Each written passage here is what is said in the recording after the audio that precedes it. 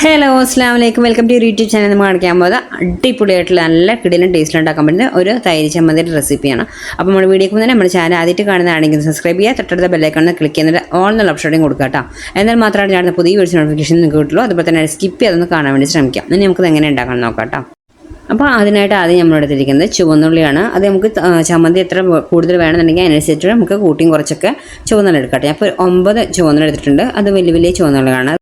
ഇനി നമുക്ക് തൊലിയൊക്കെ കളഞ്ഞ് കഴുകി ക്ലീനാക്കി കൊണ്ടുവരാം. ഇവിടുത്തെ കഴുകൊക്കെ കഴുകി കൊടുത്തിട്ടുണ്ട് കേട്ടോ. ഇനി നമുക്ക് ഒരു മിക്സിയുടെ ജാർ എടുത്തിട്ട് അതിലേക്ക് ഇട്ട് കൊടുക്കുക. ചുവന്നുള്ളി ഇട്ട് കൊടുത്തതിന് ശേഷം ഇനി നമുക്ക് വേണ്ടത് വെളുത്തുള്ളിയാണ്. വെളുത്തുള്ളി ഒരു 2 വെളുത്തുള്ളി ഇതുപോലെ സെൻറ്റർ കട്ട് ചെയ്തിട്ട് അതിട്ട് കൊടുത്തിട്ടുണ്ട്. ഇനി നമുക്ക് വേണ്ടത് പച്ചമുളകാണ് കേട്ടോ. പച്ചമുളക് ഒരു 3 എണ്ണം. കാന്താരി മുളകാണ് വേണ്ടത് ശരിക്കും ഇതിന്. പക്ഷേ എൻ്റെ കയ്യിലില്ലാത്തതുകൊണ്ട് ഈ പച്ചമുളക് ഞാൻ ഇട്ട് കൊടുത്തിട്ടുണ്ട് കേട്ടോ. ഇത് കുറച്ച് എരിവുള്ള തന്നെയാണ്. കാന്താരി മുളക് കിട്ടുകയാണെങ്കിൽ കാന്താരി മുളക് തന്നെ നിങ്ങൾ ഇട്ട് കൊടുക്കുക. അതാണ് ഈ ചമ്മന്തിക്ക് വേണ്ടത്. ഈ മുളകല്ല, കാന്താരി മുളകാണ് വേണ്ടത്. എൻ്റെ അടുത്ത് ഇല്ലാത്തതുകൊണ്ടാണ് ഞാൻ ഇതിട്ട് കൊടുത്തത്. ഞാനിപ്പോൾ ഇത് അരച്ചു കൊണ്ടുപോയി ശ്രദ്ധിക്കണം. ഒരുപാട് പേസ്റ്റ് പോലെ നമ്മൾ അരച്ചെടുക്കരുത്. ഇതുപോലെ മിക്സി ജാറ് നിർത്തി അരച്ചിട്ടുണ്ടെങ്കിൽ നമുക്ക് ഇതുപോലെ കിട്ടാം. ഒരുപാട് സ്പീഡിലിട്ട് അരക്കരുത്. അപ്പോൾ അത് പേസ്റ്റ് പോലെയാവും. നമുക്ക് ഇതുപോലെ ഒരു ക്രഷ് ചെയ്ത രൂപത്തിൽ ഇതുപോലെ എടുത്താൽ മതി കേട്ടോ. ഇനി നമുക്ക് ഇതിലേക്ക് ഇട്ട് കൊടുക്കേണ്ടത് ഇതിന് ആവശ്യത്തിനുള്ള ഈ ചമ്മന്തിക്ക് ആവശ്യമുള്ള ഉപ്പാണ് കേട്ടോ. ഉപ്പിട്ട് കൊടുക്കുന്നുണ്ട്. ഇനി നമുക്ക് വേണ്ടത് വെളിച്ചെണ്ണ കൂടുതൽ ഒഴിച്ചാൽ അത്രയും ടേസ്റ്റാണ്.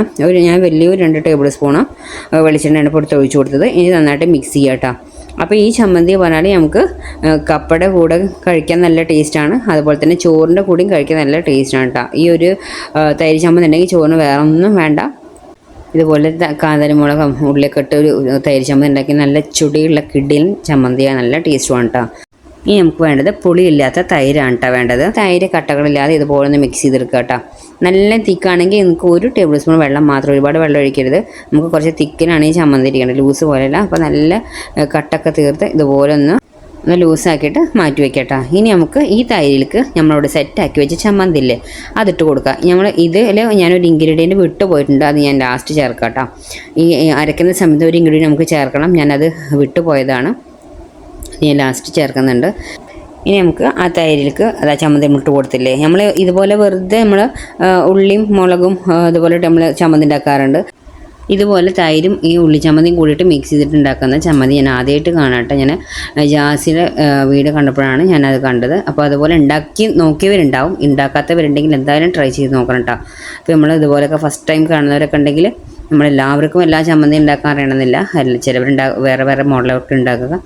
ഇനി ഞാൻ മറന്നുപോയൊരു ഇൻഗ്രീഡിയൻറ്റ് പറഞ്ഞില്ല. അത് എന്താണെന്ന് വെച്ചാൽ കറിവേപ്പിലുണ്ട്. ഈ കറിവേപ്പില ഞാൻ അരയ്ക്കുന്ന ടൈമിൽ ഇട്ട് കൊടുക്കാൻ മറന്നുപോയതാണ്. അപ്പോൾ അരയ്ക്കുന്ന ടൈമിൽ തന്നെ ആ ഉള്ളിൻ്റെ മുളകിൻ്റെ കൂടി നമ്മൾ ഒരു പിടി കറിവേപ്പില ഇട്ട് കൊടുക്കുക കേട്ടോ. അപ്പോൾ നല്ല ടേസ്റ്റാണ്. ആ മുളകിൻ്റെ ആ കറിവേപ്പിലൊക്കെ ടേസ്റ്റ് കൂടി നല്ല ടേസ്റ്റ് ഉണ്ടാവും കേട്ടോ.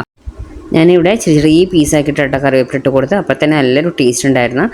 അപ്പോൾ കിടിലൻ ടേസ്റ്റിലുള്ള ഒരു ചമ്മന്തിയാണ് തൈര് ചമ്മന്തി. അപ്പോൾ ട്രൈ ചെയ്യാത്തവരും ഇതുപോലെ ട്രൈ ചെയ്ത് നോക്കിയവരും ഉണ്ടാവും. വേറെ ഇൻഗ്രീഡിയൻസ് വല്ല മാറ്റങ്ങളൊക്കെ ഉണ്ടാവും ഓരോരുത്തരുണ്ടാക്കുമ്പോൾ. അപ്പോൾ ഈ രീതിയിൽ ഉണ്ടാക്കുമ്പോൾ നല്ല ടേസ്റ്റാണ്. അപ്പോൾ ഉണ്ടാക്കാത്തവരുണ്ടെങ്കിൽ എന്തായാലും ട്രൈ ചെയ്ത് നോക്കുക. അത്ര നമ്മുടെ വീഡിയോ ലൈക്ക് ചെയ്യാനും ഷെയർ ചെയ്യാനും കമൻറ്റ് ചെയ്യാനും സബ്സ്ക്രൈബ് ചെയ്യാനും മറക്കരുത്. Okay, bye, thank U.